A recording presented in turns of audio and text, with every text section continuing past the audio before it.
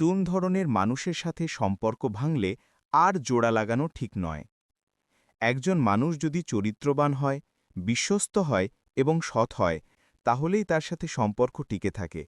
কিন্তু তিন ধরনের মানুষ আছে যাদের সাথে সম্পর্ক একবার ভাঙলে আর জোড়া লাগানো যায় না। ১. চরিত্র নিয়ে কথা বলা মানুষ। রসূল সাল্লাল্লাহু আলাইহি ওয়াসাল্লাম বলেছেন, মুমিন সেই নয় যে অন্যকে গালি দেয়, অপবাদ দেয় বা চরিত্রহানি করে। তিরমিজি।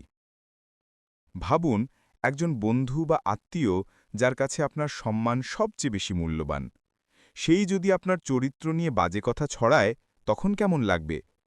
চরিত্রের আঘাত এমন এক আঘাত যা হৃদয়ে দাগ কেটে যায়। কাঁচ একবার ভাঙলে যেমন আর আগের মতো স্বচ্ছ হয় না, তেমনি চরিত্র নিয়ে খারাপ কথা বলা মানুষের সাথে সম্পর্ক আর আগের মতো থাকে না। ২.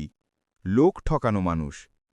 আল্লাহ তাআলা কুরআনে বলেছেন, হে মুমিনগণ, তোমরা একে অপরের সম্পদ অন্যায়ভাবে ভক্ষণ করো না, কিন্তু পারস্পরিক সন্তুষ্টির ভিত্তিতে ব্যবসা করো।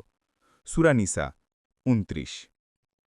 যে আপনাকে ঠকায় সে শুধু আপনাকেই নয়, আল্লাহর বিধানকেও অবমাননা করে। একজন প্রতারকের সাথে যদি আপনি আবার সম্পর্ক করেন, তবে মনে সন্দেহ থেকেই যাবে, আবারও কি ঠকাবে? এভাবে সম্পর্কের ভেতরে আর শান্তি থাকে না। ৩. বিশ্বাসঘাতক মানুষ।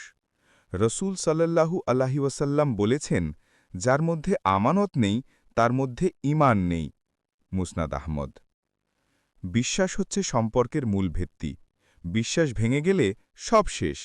যে একবার মিথ্যা বলে, প্রতারণা করে বা গোপন কথা ফাঁস করে, তার সাথে সম্পর্ক আবার শুরু করলে সেটা হবে আগুনে হাত দেওয়া, কারণ বিশ্বাসঘাতক মানুষের স্বভাব পরিবর্তন হয় না। শিক্ষা: ক্ষমা করা অবশ্যই ইসলামের সুন্দর আদব, কিন্তু আল্লাহ আমাদের সতর্ক করেছেন, তোমরা জালিমদের দিকে ঝুঁকো না, নইলে তোমরা আগুনে জ্বলবে।